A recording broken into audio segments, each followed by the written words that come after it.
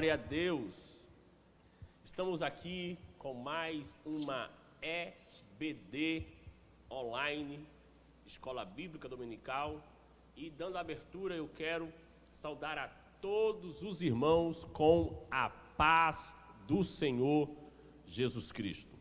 Nós estamos aqui no dia 12 de janeiro, lição de número 2 da nossa revista Lições Bíblicas em Defesa da Fé Cristã, combatendo as antigas heresias que se apresentam com nova aparência. Na lição de número 1, nós demos uma introdução sobre o que seria heresia. E hoje, na lição 2, o tema é Somos Cristãos. O que será que isso tem a ver com tudo que nós vamos falar? Somos cristãos. Essa é a lição de hoje.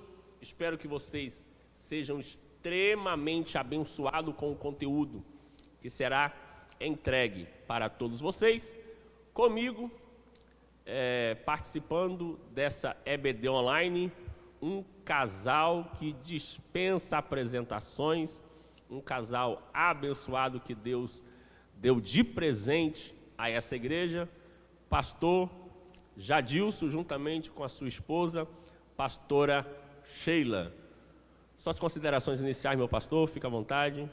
A paz do Senhor a todos, com muita alegria que estamos aqui nessa manhã para trazer o ensinamento desse estudo, que é um ensinamento bem profundo, né, onde podemos perceber que logo no começo do cristianismo, né, a igreja, quando estava crescendo, teve perseguição e pensamentos diferentes, mas louvamos ao Senhor, vamos aprender que Deus sempre levanta alguém para defender o cristianismo e prosseguir, né, numa verdade que vem do Senhor. Glória a Deus. Pastora Sheila, suas considerações iniciais. A paz do Senhor para todos. E estamos felizes aqui, né, por mais uma manhã de estudo e que o Espírito Santo possa nos guiar, né, nesse momento aqui que nós temos, que é um privilégio a gente poder estar aqui para estudar a palavra do Senhor e que o Espírito do Senhor possa nos guiar aqui durante todo esse tempo. Em nome de Jesus.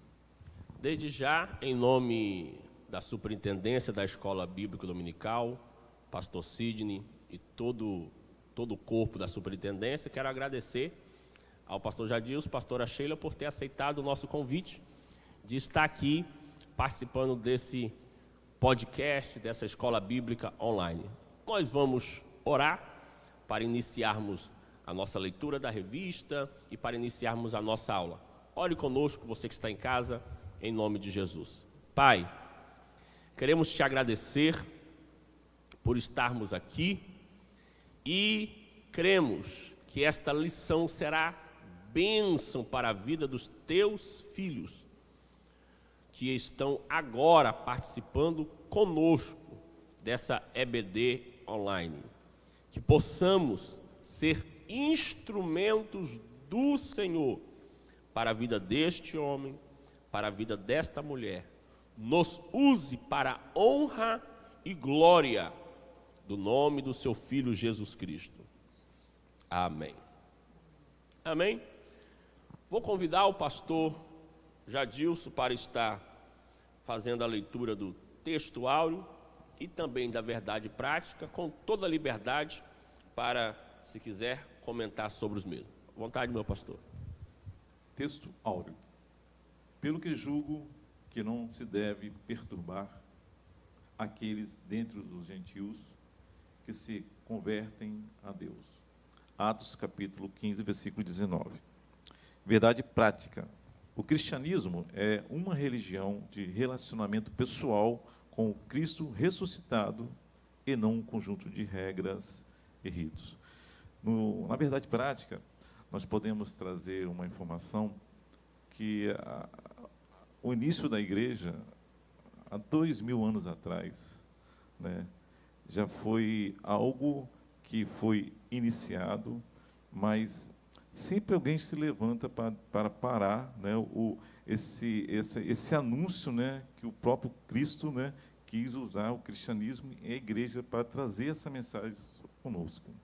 E podemos observar que pessoas que se levantaram, né, um grupo se levantou, tentando tirar a parte central do cristianismo, que é a salvação, querendo complementar que a salvação não dependia só da fé, mas dependia de uma tradição ou práticas que tinham que ser feitas para alguém alcançar a salvação.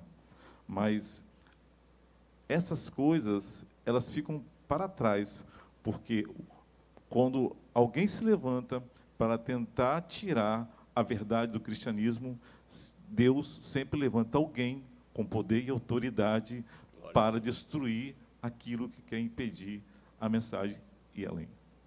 Glória a Deus. É interessante que, na verdade prática, fica bem claro dizendo que o cristianismo é uma religião de relacionamento pessoal.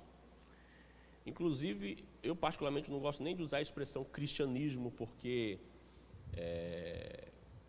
dá-se realmente um ar de religião. Judaísmo, islamismo, budismo, shintoísmo e cristianismo, mais uma religião. Quando, na verdade, a gente entende que Cristo é o nosso religare. Tem uma fala de Gandhi, muito conhecida e conhecidíssima, que ele diz assim, eu aceito o vosso Cristo, não o vosso cristianismo. Porque às vezes a gente começa a entender o cristianismo só como religião e esquece realmente do cerne do evangelho, que é esse relacionamento com Cristo. Quando ele disse, vinde a mim. Ou seja, evangelho é você vir a mim, é relacionamento.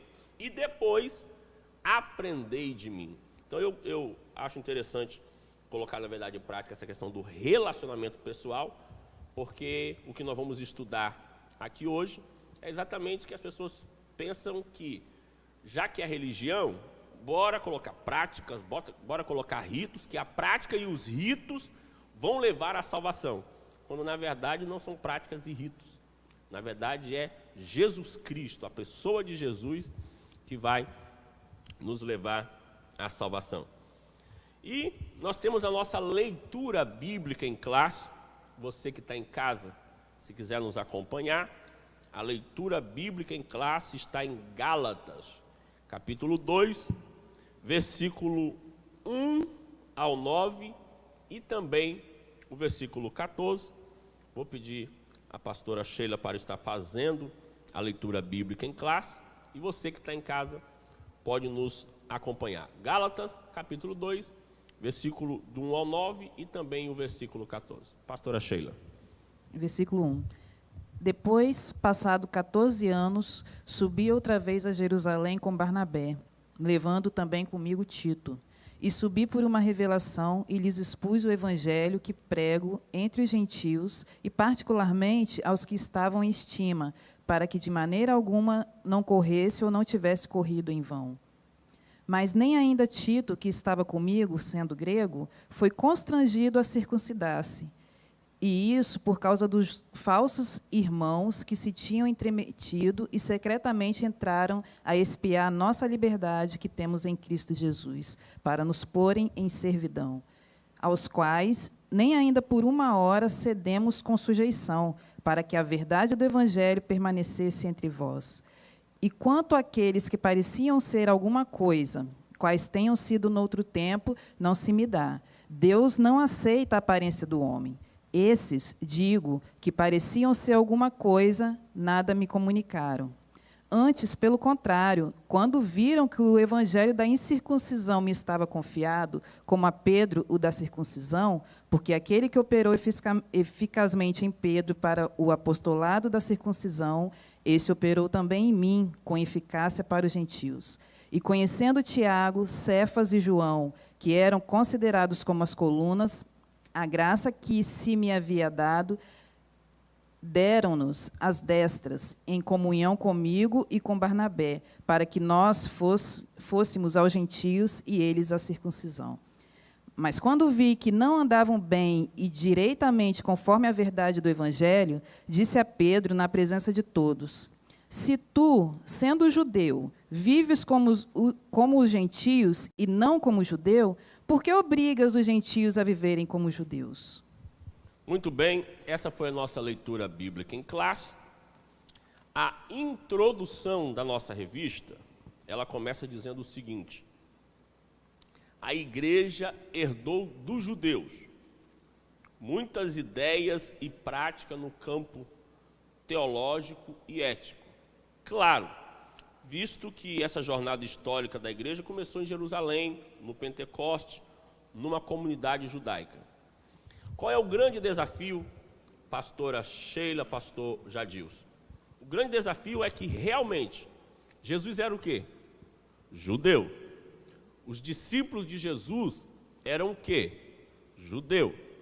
A igreja nasce no Pentecoste, na verdade não nasce, é capacitada no Pentecoste, e a partir do Pentecoste, Pedro prega e 3.000 almas se convertem, a igreja começa a crescer, dentro de Jerusalém. Então, eles têm uma cabeça judaica, eles são judeus, eles têm uma cultura judaica, têm uma cabeça judaica, têm uma herança judaica, só que eles têm agora um grande desafio, onde pessoas que não são judeus estão ouvindo o Evangelho e estão se convertendo. E agora? São pessoas que não são circuncidadas, são pessoas que não têm a tradição de guardar o sábado, tem pessoas que não têm o costume e a cultura que eles já têm desde criança por eles serem judeus. Então a igreja, no início, ela vai enfrentar esse problema exatamente porque ela vem de uma raiz judaica. E essas pessoas que estão vindo não conhecem a cultura judaica. E a pergunta é, para eles serem cristãos, eles vão ter que obedecer à cultura judaica? E esse foi um processo de luta do apóstolo Paulo, porque o apóstolo Paulo foi chamado para ser apóstolo entre os gentios, e ele entende que, como apóstolo entre os gentios, ele precisava entender que os gentios não tinham por obrigação guardar as leis judaicas. Só que a igreja, por ter uma mentalidade judaica, foi difícil compreender isso, até chegar ao capítulo 15 de Atos, que nós vamos ver, onde finalmente eles entendem que, embora o evangelho tenha começado com eles, que são os judeus, aquelas nações não estavam vindo para o judaísmo, estavam vindo para Cristo. E aos poucos eles vão entendendo que Cristo está além da tradição judaica, além do costume judaico. E é exatamente isso que nós vamos trazer nessa revista. Por isso, o tema da lição: somos cristãos. Nós não somos judeus, nós somos cristãos. Mas claro que é natural de se entender que no começo da igreja eles tiveram essa dificuldade, esse problema, vão guardar sábado ou não vão? Vão circuncidar ou não vão? Vão guardar as nossas festas ou não vão? Mas a partir desse processo e desse entendimento, que alguns bateram firme, dizendo que tinha que continuar assim, inclusive pessoas que chegaram aos crentes de Gálatas sem ter sido enviado pela igreja, mas dizendo que tinha sido enviado, dizendo: vocês têm que guardar a lei judaica. E hoje, a gente, depois de muita luta do evangelho, dos apóstolos, que o apóstolo Paulo teve, os demais apóstolos, de afastar o cristianismo, vamos chamar de cristianismo, do judaísmo, agora a gente está vendo muita gente do cristianismo querendo novamente se aproximar ao judaísmo, e é sobre este processo de desligamento do judaísmo, da nossa identidade cristã, que nós vamos estar falando hoje, batendo este papo. Quero deixar vocês muito à vontade para a hora que quiserem interromper, comentar, falar. Nós vamos para o primeiro tópico. Penso que você que está em casa já entendeu do que vai ser tratado esta lição. Nós somos cristãos, não somos judeus, mas é um processo que a igreja teve que entender no passado e, claro, a igreja precisa entender nesse tempo presente como os apóstolos entenderam. O primeiro tópico da nossa lição é prevenindo-se contra a tendência. Eu vou pedir ao pastor Jadilson para ficar à vontade em comentar sobre esse nosso primeiro tópico. Em cima dessa questão, antes de comentar, não podemos deixar de falar desse grande personagem chamado Paulo, né? Então, Paulo foi uma pessoa muito importante nessa transição, né, do judaísmo, praticamente, da igreja, né? E podemos observar também que quem foi Paulo? Paulo veio de uma seita, né, dos fariseus, né? Ele era observador da lei, perseguiu os seguidores, né? Tinha um conhecimento muito grande, né? O professor dele foi Gamaliel, né? Que tinha um conhecimento, passou um conhecimento muito grande para ele. Ele foi missionário, mestre, pregador. Ele também fundou muitas igrejas, né? E além disso tudo, né? Antes de se converter, né? Ele tinha na trajetória dele, como Deus tem um plano na vida de cada um, né? De se encontrar com Jesus, né? Então, o que acontece? Então, o que nós podemos estar falando aqui, né? Que Paulo, ele tinha essa convicção que a salvação é pela graça e amor a Jesus Cristo. Então, por onde que ele passava, ele comentava e trabalhava e levava isso, né, tirando da mente das pessoas que não era para ser salvo, não precisava praticar e observar as leis, certo? Então, o que acontece? Então, Paulo, né, antes era chamado de Saulo, não é isso? Ele, interessante, que ele era o inimigo do cristianismo. Isso que é o interessante. Sim. Ele já começa como inimigo do cristianismo. Mas, no momento, ele se encontrou com Jesus. E quando ele se encontra com Jesus... Um judaizante radical. Radical. Como eu falei, ele sabia muito da lei. Ele era inimigo do cristianismo. Mas, quando ele se encontra com Jesus, há uma transformação, né? Naquele momento, ele tinha um conceito muito grande. O que era o Evangelho? O que é o Evangelho?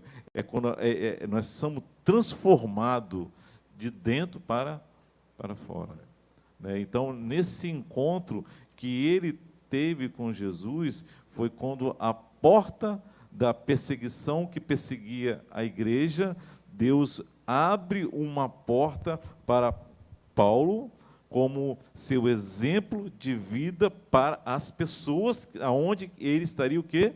Passando a revelação. Muito bom. Pastora Sheila, algum comentário sobre esse primeiro tópico? Aqui está falando, o primeiro ponto aqui fala sobre prevenindo-se contra a tendência judaizante, né? Aí fala sobre subindo outra vez a Jerusalém, e depois tem o objetivo da reunião.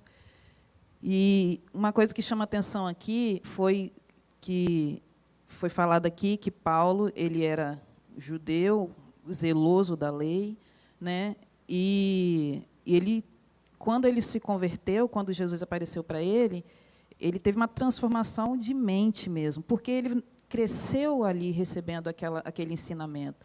Então, ele teve uma transformação assim, virou a chave mesmo. Por quê? Porque ele...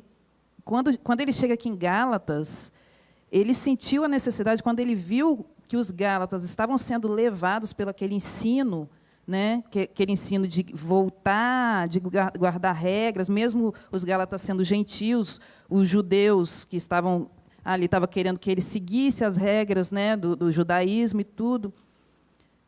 E era tão sério, foi tão sério essa questão, que Paulo se sentiu na necessidade de ser radical ali com eles.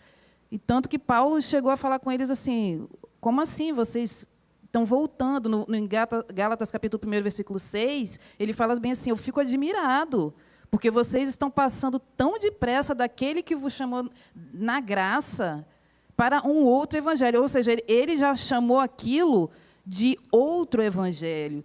E aí ele visualizou o risco que era se os gentios deixassem a salvação pela graça, pela fé em Cristo, né, mediante a fé, a salvação é pela graça mediante a fé, para começar a seguir regras do judaísmo.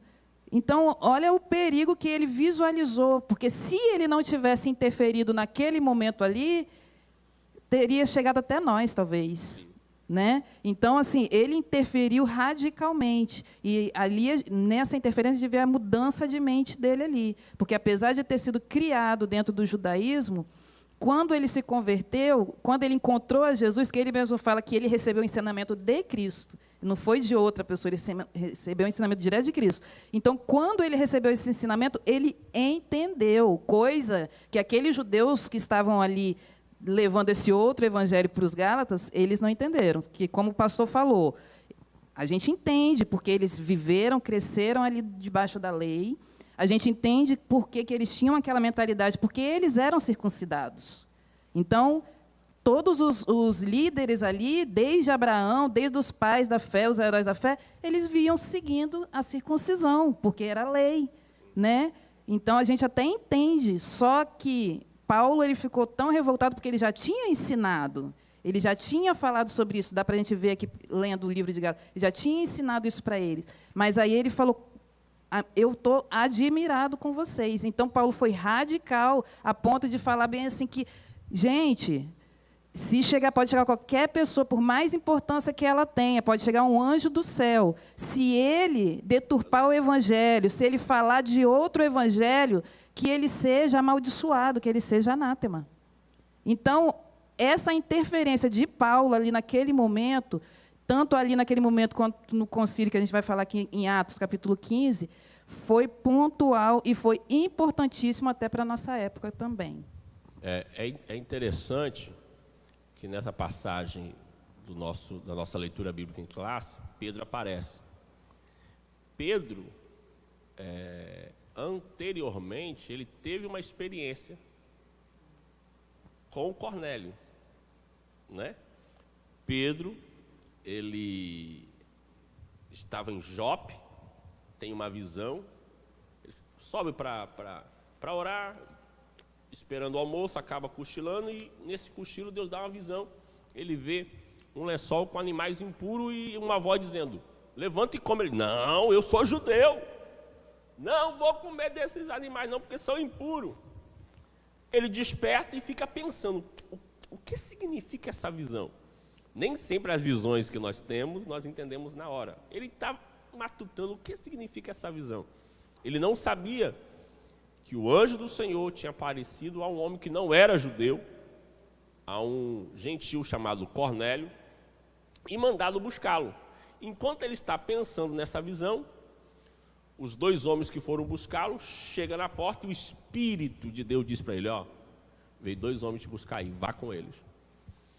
E ele vai até a casa de Cornélio. E chegando lá, Cornélio conta toda a experiência para Pedro, dizendo, Pedro, eu estava orando, num período de oração, um anjo apareceu, mandou te chamar, te chamei e agora reuni minha família toda, queremos ouvir. E aí Pedro agora entende o significado da visão. Ele vai dizer, agora eu entendo que Deus não faz acepção de pessoas. E Pedro começa a pregar a palavra de Jesus Cristo para um gentio chamado Cornélio. E enquanto ele está pregando, o Espírito Santo cai sobre eles. Alguns judeus tinham ido com Pedro. E aí Pedro se espanta. Por quê? Porque Pedro está falando e o que aconteceu no Pentecoste acontece agora na casa de Cornélio. O Espírito Santo cai e eles começam a glorificar a Deus, falando em línguas. Pedro olha para os judeus e diz, e aí? Nós vamos negar o batismo em águas para esses, se o próprio Espírito Santo já batizou? Pedro tem essa experiência e depois ele tem que explicar essas experiências em Atos, se eu não me engano, 11, né? Para os apóstolos, mas parece, antes de chegar no capítulo 15, parece que ele esquece dessa experiência toda, e quando vai estar com os Gálatas, os crentes da galáxia, ele ficou vivendo como gentil. O texto está bem claro que ele não viveu como judeu, ele viveu como gentil. Ô Paulo, muito bem, tudo que está acontecendo aqui. Quando chegaram aqueles judeus, Pedro começa a mudar o comportamento dele, se afasta, começa a mudar o comportamento dele e começa a dizer, não, realmente, vocês judeus estão certos. Paulo, com muito respeito, teme por algum momento falar para Pedro, porque Pedro era irrepreensível, mas ele resolve falar na presença de todo mundo, diz, vem cá, tu, sendo judeu, chegou aqui, não viveu como gentil, como judeu e sim como gentil, como é que você agora está obrigando aqueles que são gentil a viverem como judeu? É Paulo defendendo o ministério que Deus lhe deu de cuidar dos gentios, do evangelho da graça. Então, o que a gente percebe e a gente entende é que desde aquela época havia um grupo de pessoas, inclusive Pedro se permitiu ser influenciado, e infelizmente às vezes a pessoa acaba sendo influenciado pela maioria. Pedro acabou sendo influenciado para tentar colocar uma visão, uma tradição judaizante no meio deles, o que acabou Paulo tendo que o repreender. Mais alguma coisa sobre o primeiro tópico, meu pastor? Nós temos o Concílio de Jerusalém, né? Que nós podemos estar falando aqui também nessa manhã, que esse concílio ele foi formado, né, pelo surgimento de um problema doutrinário na igreja, né? Sim. E qual era esse problema doutrinário na igreja? Porque parte dos judeus, né, que se converteram ao cristianismo, eles acreditavam que os gentios não poderiam servir ao Senhor, né? Que não poderia ser salvo, porque faltava neles o quê? Praticar, né, as leis, né, de Moisés e ser circuncidado. Então, isso foi um problema muito grande que gerou entre eles, né, porque eles achavam que eles eram impuros, né? Uhum. Aqui em Atos, capítulo 15, versículo 1, nessa reunião em Jerusalém, assim fala: alguns homens foram à região da Judéia para a cidade de Antioquia e começaram a ensinar aos irmãos que eles não poderiam ser salvos se não fossem circuncidados, como manda a lei de Moisés. Paulo e Barnabé não concordaram e tiveram uma discussão muito forte com eles a respeito disso. Aí foi resolvido que Paulo e Barnabé e mais alguns irmãos fossem para Jerusalém. Então, esse concílio de Jerusalém, ele tinha, então, um debate, né, uma discussão da questão sobre a salvação e a prática da fé na vida do cristão, né? Então, chegou um entendimento nesse concílio que a salvação é somente pela fé em Cristo, somente isso. Então, eles decidiram, então, nesse concílio, que não precisava, então, ter a obediência à lei mosaica para você alcançar a sua salvação. Então, é muito importante ter esse questionamento. Nós estamos trazendo essa informação. O que foi esse concílio? Foi a reunião que tiveram, porque surgiu problema doutrinário na igreja. É interessante que a gente vai encontrar na Bíblia Paulo circuncidando Timóteo e não Tito. Tito era grego. Porque Tito era grego. E Timóteo, por ele ser de origem judaica, para não haver escândalo com os judeus, ele circuncida, mas Tito não. Exatamente para ele poder dizer, olha, A gente tem a nossa separação.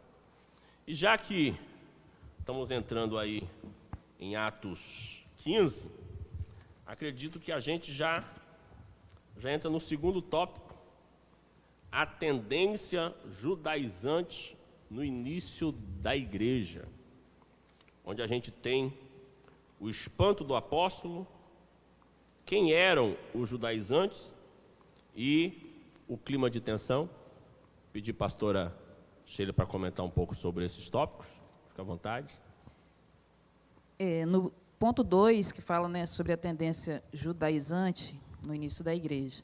E como aqui já foi falado, o Paulo ele não disse que se circuncidar era pecado, não era isso. Só que ele estava querendo expor para os irmãos ali que a circuncisão ela não tinha relação com a salvação. Então, se um judeu ele se convertia a Cristo, aquilo ali, os atos judaicos, nesse caso, eles vão se tornar apenas como ordenamentos sociais, e não mais como imposição para que a pessoa possa alcançar a salvação. Não seria isso. E é justamente esse foi justamente o problema que aconteceu ali, no caso ali da tendência judaizante no início da igreja. Então, o que eles queriam ali, aqui para contextualizar, no ponto 2, fala assim, quem eram os judaizantes? O termo judaizante vem do verbo grego, iodaizo, viver como judeu, adotar costumes e ritos judaicos. E aparece uma única vez no Novo Testamento, que é em Gálatas 2,14.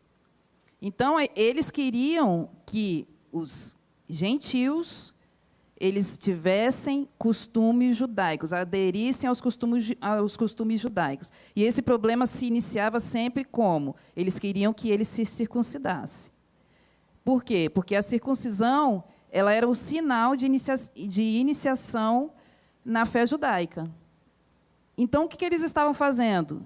Eles estavam automaticamente dizendo que crer em Jesus não era suficiente para a salvação, porque a pessoa ela tinha que se circuncidar e depois ela era salva por Cristo. Então, eles estavam anexando uma condição ali para a salvação. E era isso que Paulo estava combatendo ali. Então, Paulo, como foi falado aqui, Paulo não impediu, tanto que ele até, né, levou Timóteo a ser circuncidado, sendo que Timóteo tinha a mãe judia, né? A mãe de Timóteo ela era judia. Por quê? Porque ele ia para um lugar onde tinham vários judeus, né? Então, ele falou, então é melhor que Timóteo se circuncide. Só que com Tito, ele levou Tito ali naquela reunião para mostrar que a graça de Jesus alcançou Tito e ele era uma pessoa transformada, mesmo sem ser circuncidado. Então, ali ele estava falando o quê? Que nós somos salvos pela graça e ela é suficiente. Né? Crer em Jesus é suficiente para alcançarmos a salvação. Não precisamos de rituais, anexar rituais à nossa crença, porque aí vem o perigo. Porque quando você acrescenta rituais à nossa crença, você está falando aqui que é o que está escrito aqui em capítulo 2, Gálatas capítulo 2, versículo 21, que fala bem assim, não anulo a graça de Deus, pois se a justiça mediante a lei, se a justiça é mediante a lei, segue-se que morreu Cristo em vão. Então, se você começa a anexar esse tipo de ritual à sua salvação, condicionar a sua salvação, então Cristo morreu à toa. A morte de Cristo foi à toa. Então, era isso que Paulo estava falando ali. Então, ele não estava falando que era pecado se circuncidar. Ele estava falando o seguinte, que não é necessário para a salvação. Não é necessário. A necessidade é crer em Jesus Cristo, tanto para judeu quanto para gentil. Pode falar, pastor. Eu acho interessante quando ela fala sobre circuncisão. Então, os gentios tinham de tornar, então, prosélito, né? O que é o prosélito, né?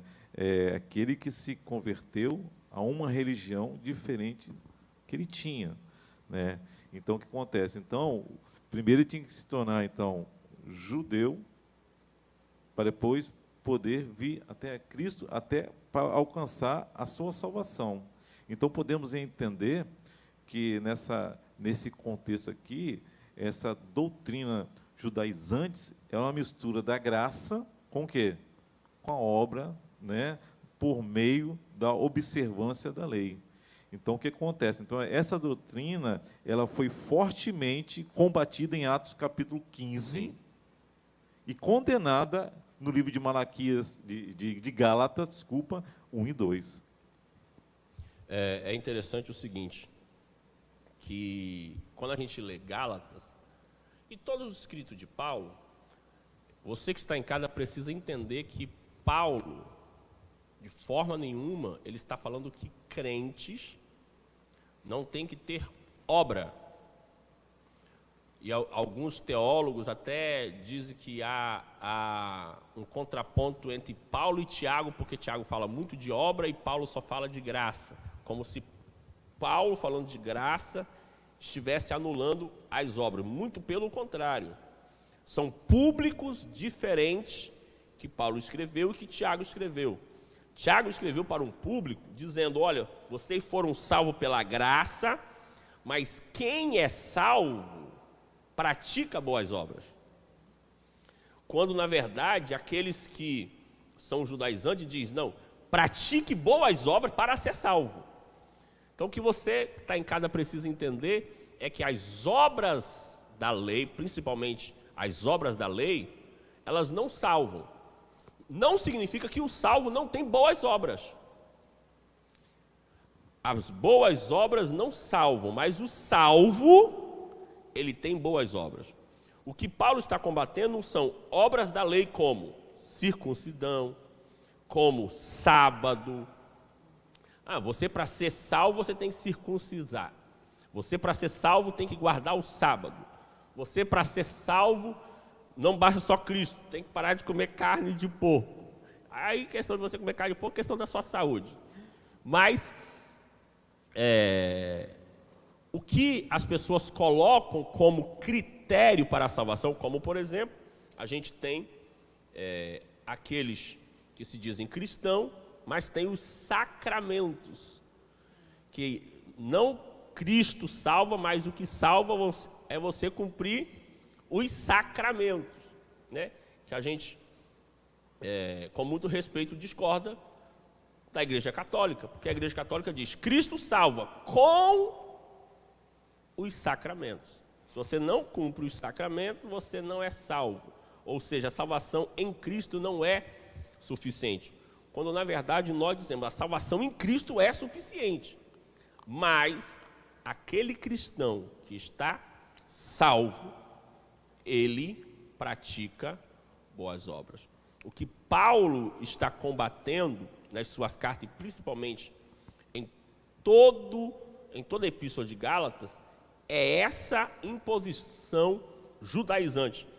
E no finalzinho de Gálatas, Gálatas capítulo 6, versículo 15, Paulo vai dizer assim, perceba que toda a epístola de Gálatas, Paulo está combatendo essa tendência judaizante. E aí no versículo 15 ele vai dizer, pois nem há circuncisão é coisa alguma, nem há incircuncisão, mas o ser nova criatura. Ou seja, o que você precisa fazer é nascer em Cristo, é nascer de novo, é ter relacionamento com Cristo. O tema central da nossa lição é a palavra evangelho. A palavra evangelho, muitos de maneira equivocada, diz que a palavra evangelho significa boas novas, o que na verdade não é bem isso.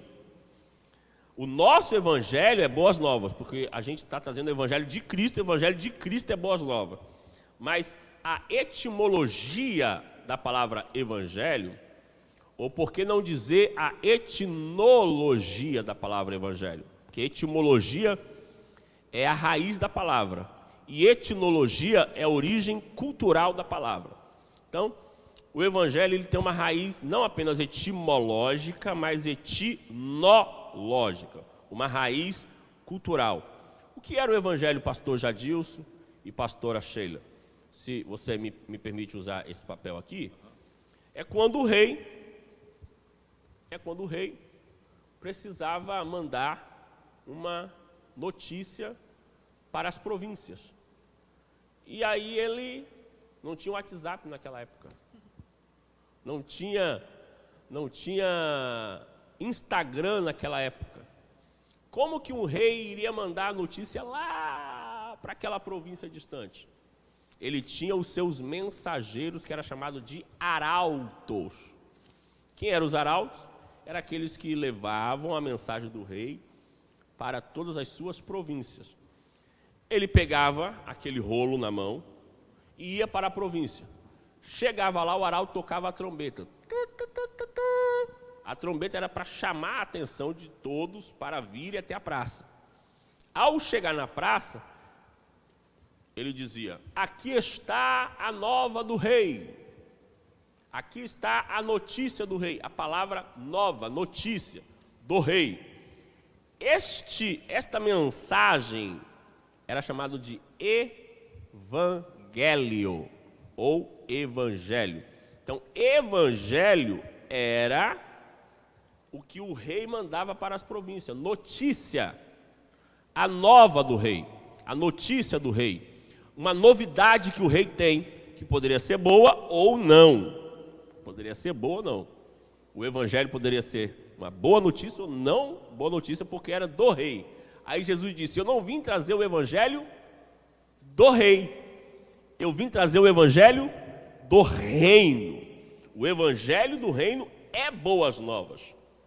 Então, quando a gente fala de evangelho, nessa lição está dizendo o seguinte: olha, o que vocês estão recebendo é o novo.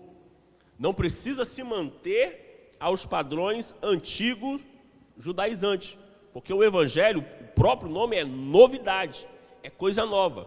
Só que a tendência judaizante queria puxar para o velho.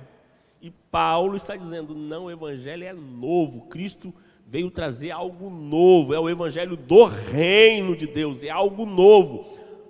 A gente entende que Deus tem um compromisso com a nação de Israel. A gente entende, como dispensacionalista que nós somos, que Deus ainda vai tratar com os judeus, Deus ainda vai tratar com a nação de Israel, mas a gente entende que a igreja não é o plano B. Preste atenção que isso é muito importante. A igreja não é o plano B de Deus. Porque algumas pessoas leem a Bíblia e dizem: ele veio para o que eram seus, mas os seus não receberam, mas para todos que receberam, deu-lhe poder de serem feitos filhos de Deus. Já estava nos planos de Deus. Porque as pessoas leem aquilo e pensam assim: o plano oficial de Deus era os judeus. Como deu errado, Deus disse: agora o meu plano B é a igreja. Não. A Bíblia está escrito que nós fomos lavados pelo sangue do Cordeiro antes da fundação do mundo. Então, antes da fundação do mundo, Deus já estava vendo a igreja, e Deus usou Abraão, Isaac, Jacó. Deus usou os judeus para chegar à igreja, plano original, e não um plano B. Então, a gente entende que, por causa disso, porque Deus usou a nação de Israel para chegar onde Ele queria, que era a igreja, Israel também será alcançado por Deus, e Deus vai tratar com Israel em um futuro. Mas, por que é importante saber isso? Porque, já que vocês são um plano B, vocês têm que se comportar como o plano A, que são os judeus. Porque os judeus é o plano A e vocês são o plano B. Não, a igreja sempre foi o plano original de Deus. E por isso nós não temos necessidade de se apegar às leis judaicas ou à tradição judaica. Alguma contribuição? Sim, é tanto que o que Paulo fala na própria carta aos Gálatas, ele usa uma figura de linguagem que os Gálatas entenderiam, que ele, quando chega em Gálatas capítulo 3, versículo 23, a partir do versículo 23, ele fala bem assim: mas antes que viesse a fé, estávamos sob a tutela da lei, e nela encerrados para essa fé que de futuro haveria de revelar-se. Ou seja, Paulo aqui dá um show de explicação, porque ele fala que a lei teve o seu objetivo, só que o fim não era a lei. A conclusão não era a lei, a conclusão era Cristo. E aí, a partir do versículo 24, ele usa uma figura de linguagem que ele fala bem assim: de maneira que a lei nos serviu de aio. Ele usa porque os gálatas, os gregos ali, os gálatas, eles iriam entender o que era aio, porque o aio, ele era uma pessoa, ele era um tutor, né, que servia como um condutor de uma criança, principalmente na questão educacional, que ele iria conduzir a criança ali durante aquele período para ela chegar a um objetivo. Né? Então, aqui ele está falando assim, que a lei serviu de aio, ou seja, ela serviu de condutor, ela serviu de tutor. Nós estávamos, no caso, o judeu estava tutelado pela lei.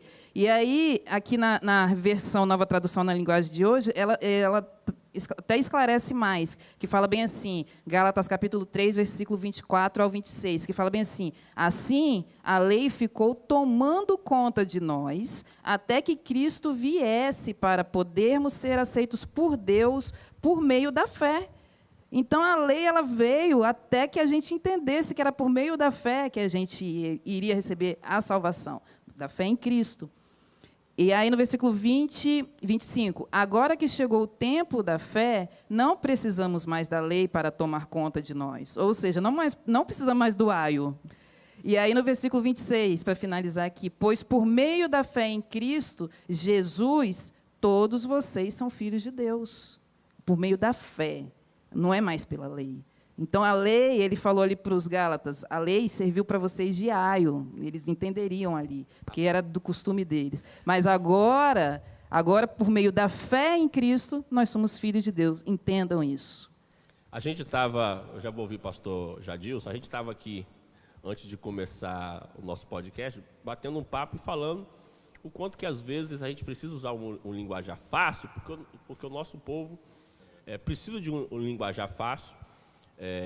A Assembleia de Deus ela é muito, muito grande em todo o Brasil e a gente tem todos os tipos e níveis de pessoas. Você falou esse texto aí, eu lembrei de uma escola, na escola dominical, alguém falando que a lei foi dada como aio, aí o irmão levantou a mão e disse: pastor, esse aio aí é o mesmo que a gente coloca na comida?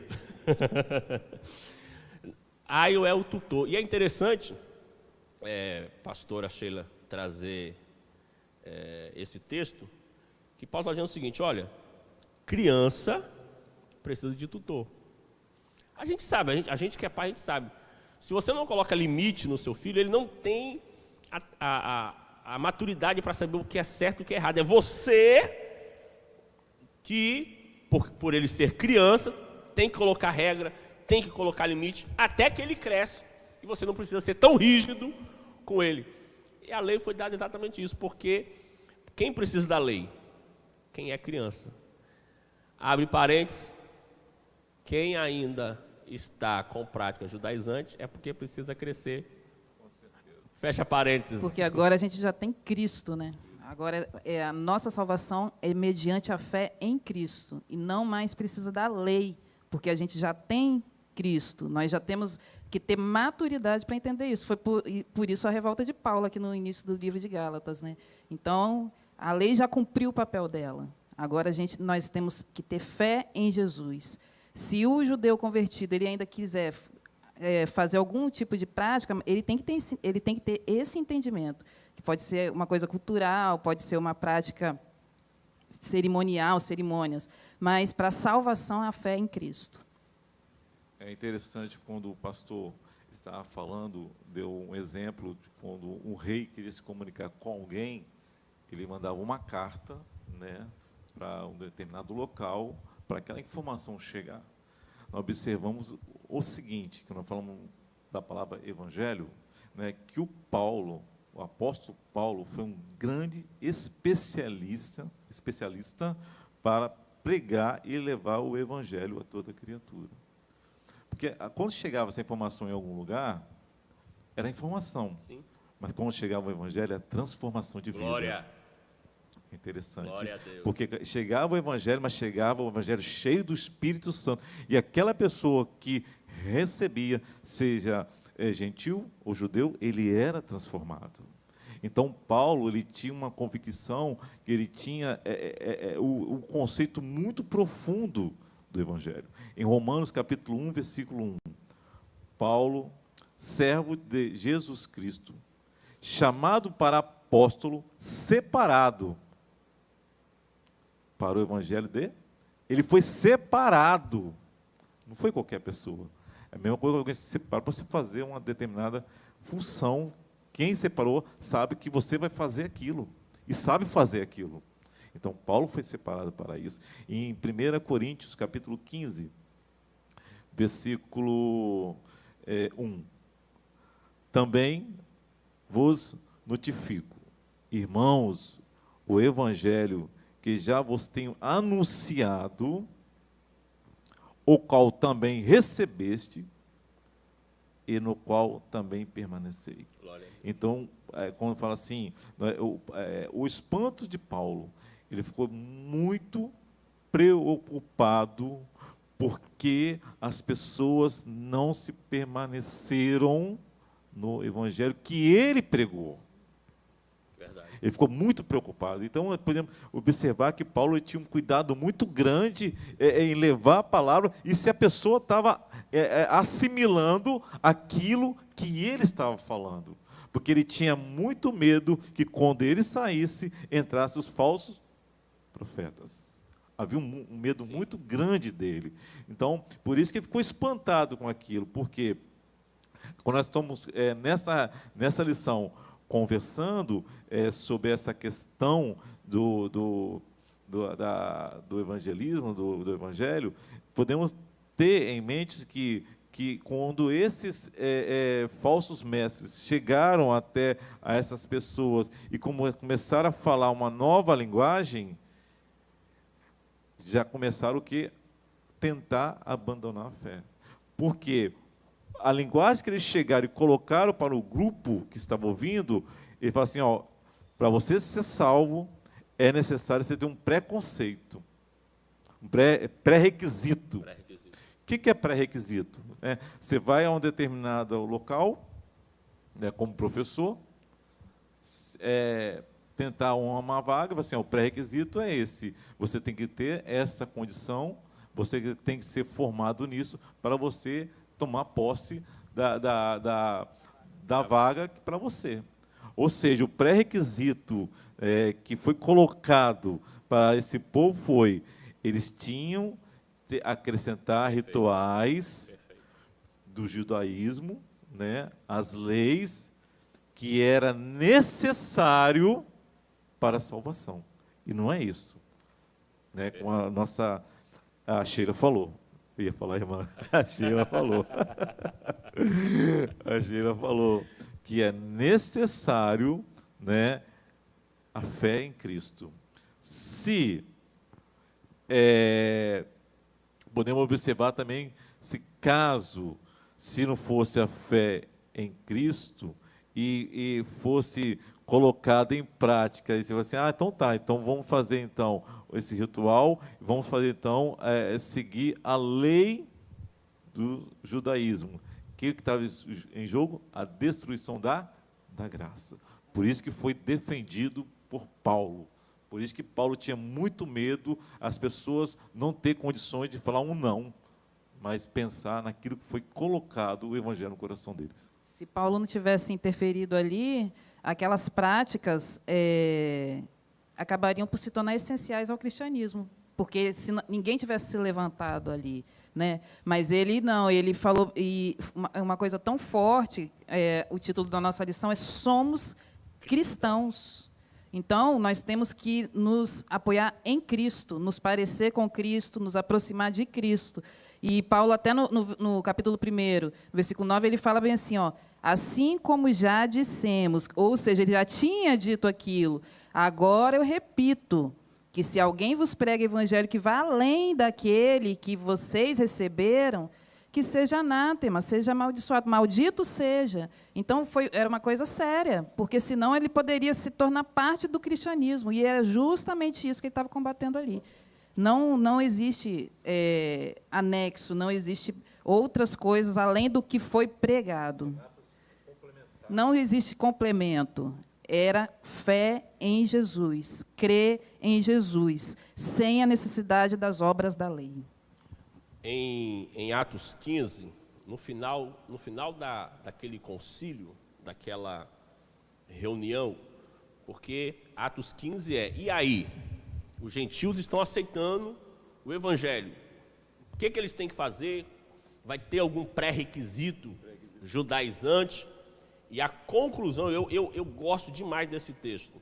Eles enviam a carta, e na carta eles escrevem da seguinte forma, Atos capítulo 15, versículo 28.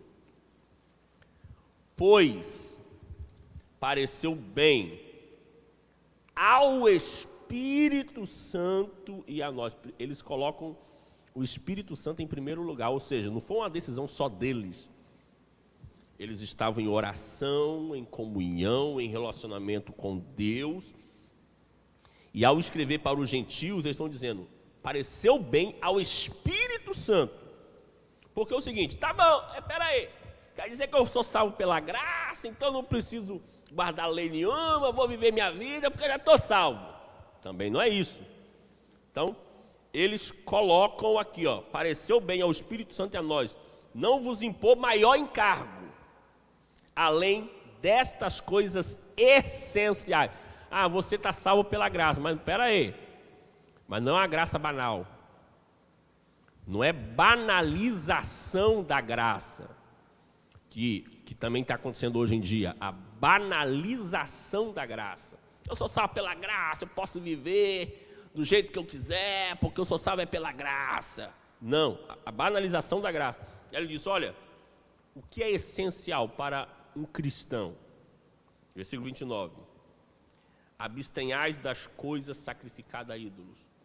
Claro, a cultura que eles estavam, havia muito sacrifício a ídolos, e não teria como um cristão servir a Cristo e comer coisas sacrificadas a ídolos. Ele diz, vos abstenhais das coisas sacrificadas a ídolos, bem como do sangue de carne de animais sufocadas, das relações sexuais ilícitas, do sábado, ele não falou, da circuncisão, ele também não falou. Destas coisas fareis bem se vos guardardes. Pronto. Ou seja, se você é salvo pela graça, mantenha um caráter de cristão. Inclusive a expressão cristão, que a primeira vez que eles foram chamados foi no capítulo 11 de Atos, exatamente com os cristãos de Antioquia, gentios. A expressão cristão é uma expressão de Cristo. Alguém que é uma extensão do que Cristo foi.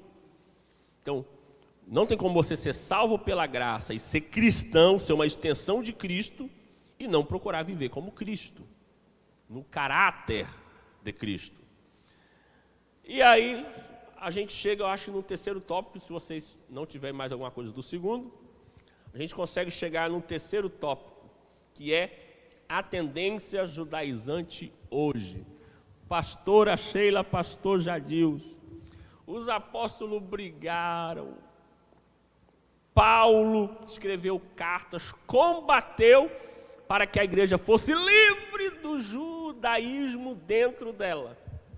Aí agora, em pleno século XXI, estamos vendo algumas pessoas querendo resgatar esse judaísmo para hoje. Eu não lembro quem ficou no primeiro subtópico, mas fique à vontade aí quem quiser comentar. O mesmo evangelho, o perigo da doutrina judaizante, e o terceiro subtópico, as práticas judaizantes atuais. Bom, nós acabamos de falar sobre o evangelho, né? Então, o que é o evangelho para nós? É uma pergunta que nós temos que está em mente, e é muito fácil de responder, né? Boas novas, boas notícias. Mas o Evangelho, se ele é boas novas, ele é uma boa notícia, significa que é uma mensagem essencial para quê? Para a salvação. Porque se você não tem um entendimento do que é o Evangelho, você não consegue ser salvo, você não consegue ser transformado. Porque o que é o Evangelho de fato? Em Romanos, capítulo 1, versículo 16. Porque não me envergonho do Evangelho de Cristo, pois é poder de Deus para a salvação de todo aquele que crê, primeiro do judeu até do grego. Então, quando o Evangelho ele é bem colocado, quando o Evangelho encontra um coração que está sedento, quando a alma está sedento de algo que vem trazer a paz, aí sim, esse verdadeiro Evangelho, junto com o Espírito Santo, no coração da pessoa que está recebendo, ele vai raciocinar, ele vai se quebrantar e vai entender a importância do Evangelho na vida dele para buscar a salvação. É isso que eu entendo como Evangelho, poder de Deus para a salvação. Glória a Deus. Pastora Sheila. E o ponto 2 está falando sobre o perigo da doutrina judaizante. E o comentarista escreveu uma coisa aqui que eu acho interessante ler, que fala bem assim, o perigo da doutrina judaizante. É um título bem interessante. Por quê? Os apóstolos viam em tudo isso 2 problemas sérios: a ameaça à liberdade cristã e o perigo do cristianismo se tornar uma mera seita judaica. Os cristãos judaizantes alteravam o cerne do Evangelho, pois colocavam a lei como complemento da obra de Jesus, da obra que Jesus efetuou no Calvário. Era, de fato, outro Evangelho. Por isso, o apóstolo Paulo os amaldiçoou. É interessante o perigo da doutrina judaizante. Por quê? O perigo de você começar a colocar leis, né, ritos, como pré-requisito para a salvação. Porque, nesse ponto, é o que a gente vê que acontece nos dias de hoje, ainda acontece atualmente, as pessoas elas começam a fazer ritos, né, por exemplo, pagar uma promessa, fazer alguma coisa aqui, acender uma vela, começa a colocar rituais e aquilo ali, só que no coração não tem mudança. Então, é exatamente o que acontecia com os judeus, que quando Deus falou assim, vocês me louvam com os lábios, mas o coração não. Então, acontece a mesma coisa. O perigo é esse. Por quê? Porque, como diz aqui, na nossa verdade prática, o cristianismo é uma religião de relacionamento pessoal com Cristo. Ou seja, nós temos que nos relacionar com aquele que nos salvou, e não com rituais, com procedimentos que externamente mostram uma coisa, mas que internamente não quer dizer nada para a pessoa. Então, a gente vê isso muito acontecer. Pessoas que guardam um rito, que faz uma prática, mas no dia a dia a gente vê que ela não é nada daquilo. E isso é o perigo que pode, eu falo isso por mim, isso é o perigo que pode me rondar, que pode me enganar, isso é um engano. E aí, continuando aqui no que o comentarista fala, ele fala bem assim, na verdade, quem tem o Espírito Santo vive pelo Espírito. Então, contra a tendência judaizante, é preciso aprender a viver na dependência do Espírito e não da lei, lutando contra os vícios da carne e buscando as virtudes do fruto do Espírito. Então, o que o apóstolo Paulo fala é que a gente deve viver pelo Espírito. Quando a gente vive pelo Espírito, anda em Espírito. Quer dizer que o tempo todo a gente está buscando o Espírito Santo. Quando a gente busca o Espírito Santo, a gente vai sentindo o peso do nosso pecado sobre nós e nós não vamos querer mais fazer aquilo. E a gente vai ficando cada vez mais parecido com Cristo. Quando a gente se aproxima de Cristo, a gente vê o quão pecador nós somos. E aí, esse tipo de costume, né, esse tipo de acessório, a gente vê como que ele é, aquilo que o pastor falou, como que é infantil se agarrar nisso.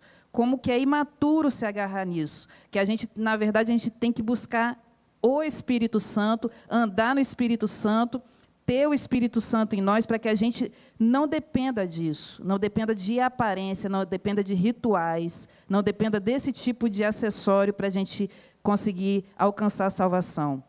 E aí o apóstolo Paulo, em Efésios capítulo 2, versículo 8, ele fala que...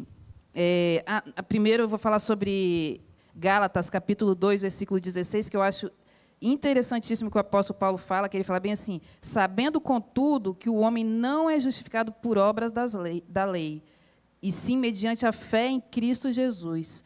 Também temos crido em Cristo Jesus para que fôssemos justificados pela fé em Cristo e não por obras da lei.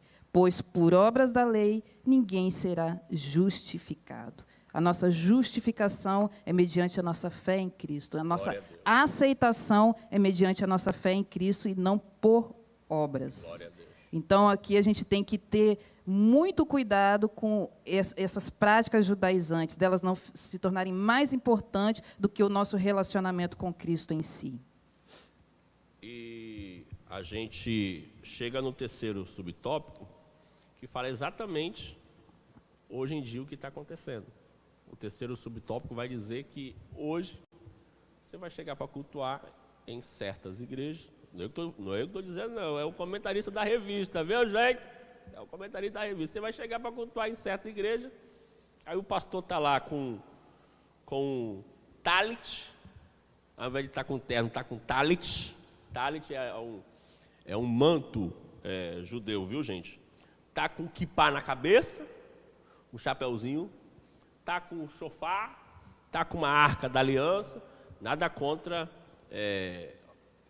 a arca da aliança, o shofar, como algo decorativo. Estou dizendo que você chega lá e eles têm aquilo ali como regra de fé.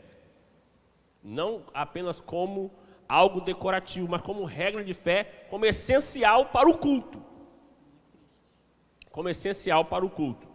E a gente tem visto exatamente o que foi debatido, que foi brigado pelo apóstolo Paulo para não acontecer com a igreja, as igrejas voltando a fazer festas judaicas dentro da igreja, voltando a... Aí você não sabe se você está numa igreja ou numa sinagoga. Sim. Você literalmente diz, vem cá, isso aqui é uma igreja ou é uma sinagoga? A gente viu o evangelho, o cristianismo, tentando se distanciar ao máximo do judaísmo para não ser mais uma seita, que o nosso comentarista colocou. Se eles permitissem, como o judaísmo tem várias seitas, essa aí é mais uma seita do judaísmo, que eles têm um tal de um Cristo aí, de um Jesus de Nazaré, aí que é mais uma seita. Não, nós não somos mais uma seita do judaísmo. Nós somos de Cristo, nada a ver com o judaísmo. E hoje em dia a gente tem essas práticas judaizantes, mas a nossa lição de hoje foi exatamente para te despertar, você que está em casa, para não colocar essa visão judaizante na sua fé cristã. Você não é judeu, você é cristão, você vive o caráter de Cristo. Amém? Acredito que a gente pode ir para nossas considerações finais. Quero agradecer pastor Jadilson e pastora Sheila por ter estado aqui conosco. A gente começa assim, aí quando a gente vai ver, voa, né? Voa. A gente começa, será que vai dar tempo? Já passou mais de 1 hora. Glória a Deus por isso.